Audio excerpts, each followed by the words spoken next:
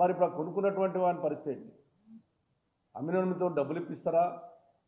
మరి ఇచ్చినటువంటి పర్మిషన్ ఇచ్చినటువంటి కమిషన్ కానీ, హెచ్ఎండిఏ కమిషన్ కానీ, అదేవిధంగా మున్సిపల్ కమిషన్ సస్పెండ్ చేస్తారా?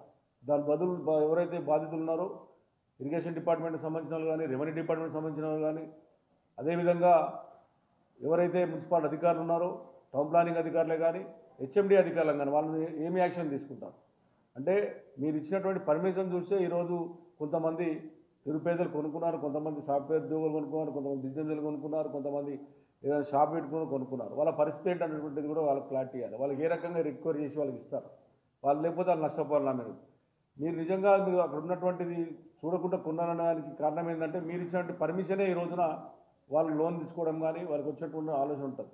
ఇప్పటికే కొన్ని బిల్డింగ్లలో లోన్ తీసేసుకొని వాళ్ళ నెలలు కూడా వాళ్ళ పేమెంట్ కట్టే అవకాశాలు ఉన్నాయి కాబట్టి వాళ్ళ పరిస్థితి ఏంటి అది కూడా ఒకసారి ఆలోచన చేయండి.